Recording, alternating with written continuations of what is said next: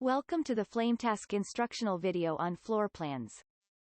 Any preventative maintenance system that doesn't have floor plans, then, it's really only half a solution.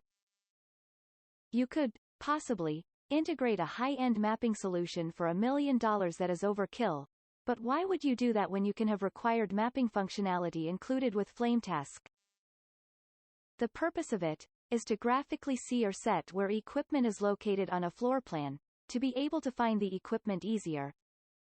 This is mentioned in how to use in the video for missing equipment, but let's take a look again in how this works from the mobile. Log into the site. I will tap on Cafeteria. Tap View on Floor Plan.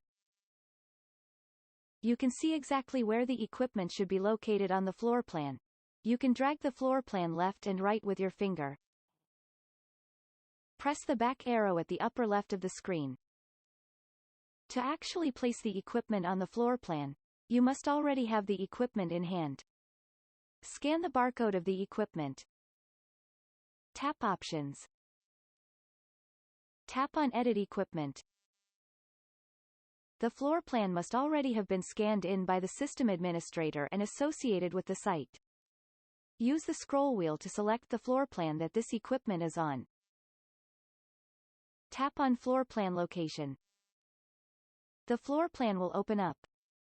If the equipment is already placed, there will be a green dot where the equipment is already placed.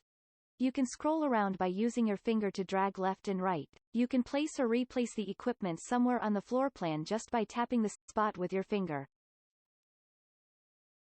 Tap the back arrow to get to the equipment edit screen. This will automatically sync with the website, as long as there is an internet connection. Tap on Save.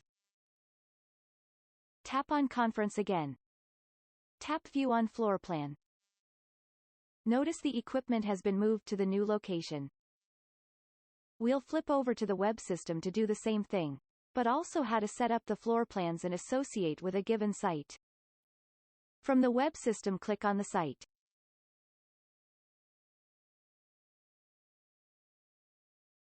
Click on Conference Room. Click on Floor Plan Location. The floor plan location opens up with the green dot where it is placed. Click somewhere else on the floor plan. Click the back arrow on the floor plan window. Click Save. To be able to select a floor plan for equipment at a site, it must first be added to the site. When the site is selected on the left pane, scroll down, and click on Floor Plans.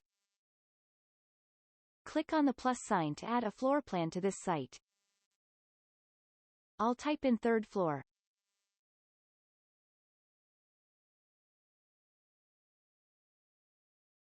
Click on Choose File. I'll click on the floor 3. Then click Open. Click on Add. This floor is now selectable for equipment at this site. This concludes the instructional video on floor plans.